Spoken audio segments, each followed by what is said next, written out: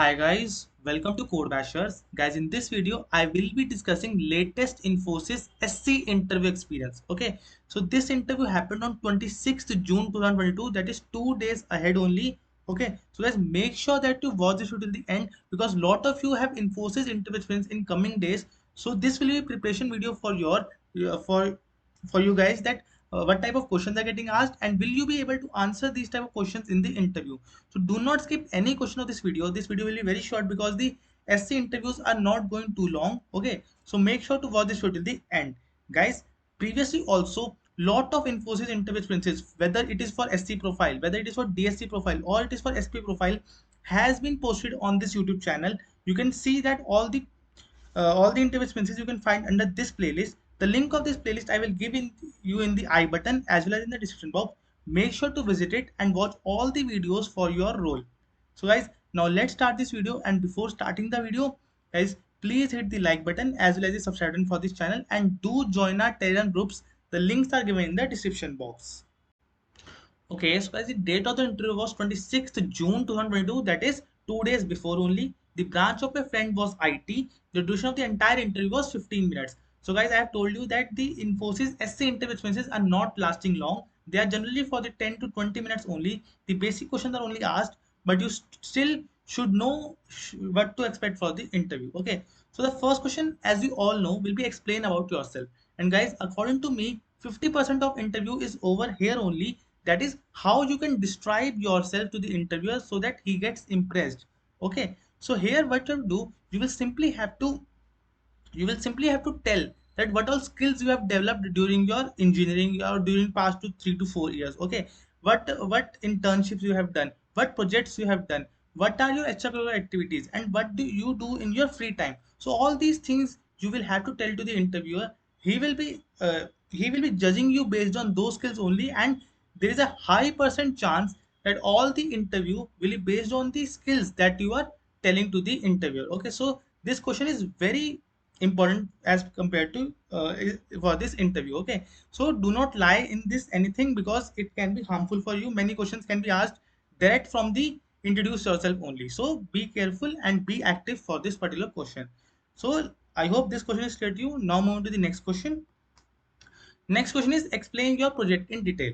So again, it is a very important question as far the interview is concerned because see, in the 10 to 15 minutes of interview, how can an interviewer judge you that whether he wants to select you or not? So he will ask you the project. He wants to see that the skills you have mentioned, the skills you have learned, have you implemented them in some real life problem or some project. So if you have done a good project, it will be always be a plus point because by this the interview will know that yes, you know the implementation of the skills that you have mentioned in your resume. You know how to build a real life project. You know how to work in a team. You know what all problems can be faced while you are building something. So for this purpose only this particular question is very important. So guys, therefore I will suggest you that at least 1 to 2 good projects in your resumes are must because it will be very helpful for you in the interviews. Okay, and rest will be the questions. There will be some questions that can be asked from you in the project, like on the technology that was used by you. Okay, so I hope now this thing is understood by you. So kindly mention at least two projects in your resume. It will be very beneficial for you. So now on to the next question. Next question was, what is the difference between C and Python? So guys, the major difference between C and Python or any other language is the syntax. Here in C, if you have to use any variable, then you will have to first of all declare like int C, int any variable name. So it means that that variable can only contain the integer values. But in Python, this does not happen. You simply declare a value, simply declare a variable and simply assign the value to that variable. It can be anything, string, integer, tuple, list. So this is the benefits of Python. Okay. So one more thing is that there are a lot of inbuilt functions which are present in Python which are not there in C. So in C, the for a small function also you will have to write a big code.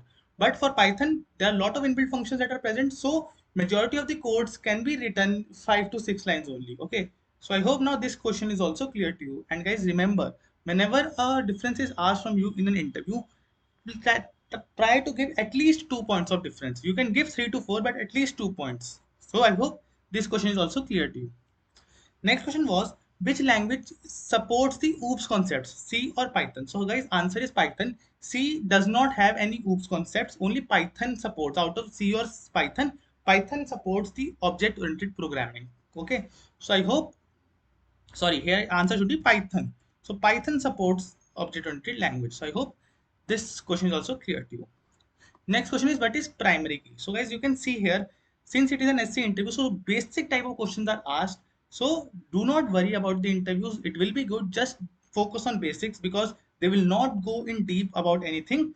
Just basics you should know. Okay. And if you want more such videos, do comment down that yes, we want more such videos. I will be posting them on regular basis. And do share and subscribe this channel uh, as wide as you can so that I get some support out of it. Okay. So next question was, what is primary key? So primary key is a field in a table which uniquely identifies each rows in a database table. Okay. So see, we know that generally the data is stored in database tables. Now we have stored the data. How can we access the data? Like if there are thousands of students which are present in a school, I want to know that what is the student ID of XYZ person. Okay. So what then how can in thousands of rows how can we fetch the data of a single student? So for that we use a primary key. Primary key is a field in a table which is uniquely identified each row or record in a database. Okay, so this we know we want as a primary key. Now primary key must contains unique value only. So see, if we tell that I want the details of X, Y, and Z student, so we will use roll number. So you must have remembered that roll number for a single person there will be unique roll number. There will be no two persons with the same roll number. Okay, so this is a primary key. So I hope this is clear to you. And primary key cannot have a null value. So again, no students with no student will be present with the null roll number in our class. Okay, so I hope you can combine this primary key with the student example, so it will be more clear to you. So I hope this question is also clear to you. Okay, now on to the next question, that what is the difference between primary key and unique key? So first of all, guys, I have told you that primary key cannot be null. Okay. So I have told you that there will be no student with null roll number. There will always be a value assigned to a roll number. Okay. So primary key cannot be null, whereas unique key can be null. Okay. Now primary key we all know that it cannot be null, plus it requires all the values to be distinctive. That is, two roll numbers cannot be same. So in primary key is a combination of not null values plus unique values, whereas unique key can contain null value, but if it is containing a value like 1 2 3 4, then all the rows in the under this constraint will contain unique values. The value can be null, but the values will be unique only. So I hope this thing is also clear to you. And one more thing, primary key can be only one primary key can be there in a table, but there can be multiple unique keys in the table. So I hope this question is also clear to you. I have tried to explain it in the best way I was. Okay, so I hope this question is also clear to you. And guys, till now, if you have not subscribed to the channel, please subscribe it. Next question was, any cultural events you have participated in your college? So again, there can be some basic HR questions or basic interaction questions that can be asked you. Any competition you took part in, any cultural events you took part in, what are your hobbies? These type of questions can be asked you just to interact with you, to know that which type of person are you? Are you an introvert? Are you an extrovert? So how will you be responding to these type of questions? I hope this particular question is also clear to you. Next, the last question of this video was, any questions for me? That is, the interviewer was asking this candidate that, do you have any questions for me? So again, if you are following my previous videos, so I have told you that at least ask 2 to 3 questions from the interview, so that it gets to know that you are genuinely interested in the company and your chances of selection gets increased. So guys, these were all the questions which were asked from this candidate. If you want to know more, please comment down that yes, you want more such videos. I will be happy to make it. Okay. So guys, thank you for watching this video and please subscribe this channel.